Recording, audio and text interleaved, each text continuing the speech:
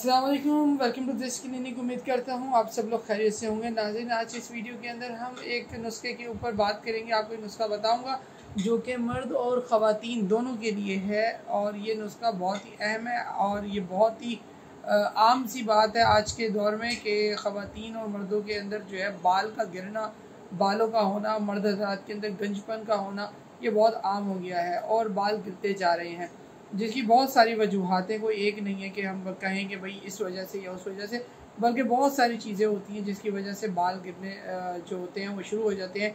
कुछ के जल्दी जल्दी गिर जाते हैं, कुछ के कुछ अरसे बाद गिर जाते हैं, तो ये बड़ा एक मसला है। तो नाज़रीन, इसके हवाले से आपको एक बहुत ही आसान सा नुस्खा बताने वाला हूँ। इसको आप इस्तेमाल करें, इंशाल्लाह लग से 100% यकीनी तौर पर आपको जो है इसका फ़ायदा मिलेगा।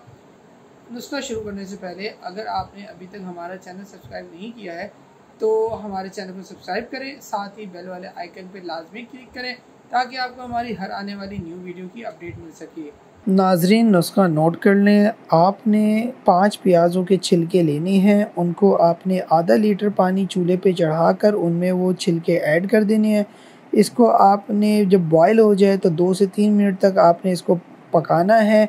उसके बाद आपने इसमें ऐड करना है आधा चम्मच यानी कि हाफ़ टी स्पून, आधा चाय का चम्मच मेथी दाना।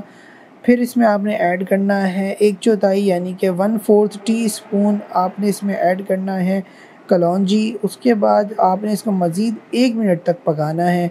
जनाब, 1 मिनट पकाने के बाद आपने इसको छान लेना है एक बर्तन में। जो लास्ट चीज़ आपने इसमें ऐड करनी है वो है विटामिन ई का ऑयल। इसके बाद जनाब, ये आपका सीरम तैयार हो गया है। आपने इसको हल्के हाथ से पूरे सर पे अपने स्कल्प पे मसाज करना है 2 से 3 मिनट, और आधा घंटा आपने इसको लगे रहने देना है। फिर किसी भी अच्छे शैम्पू के साथ आप इसको धो लें तो इंशाल्लाह 1 हफ़्ते के अंदर आपको बहुत अच्छे रिज़ल्ट मिलेंगे। आपके बालों का गिरना इंशाल्लाह रुकेगा, इससे आपके बालों की ग्रोथ होगी, आपके बाल घने होंगे और आपके जो सर की स्किन है, स्कल्प की स्किन है, उसके अंदर भी आपको बहुत फ़ायदा होगा। तो मुझे कमेंट करके ज़रूर बताइएगा कि आपको इसका कितना फ़ायदा हो रहा है। तो नाज़रीन, उम्मीद करता हूँ आपको ये नुस्खा पसंद आया होगा।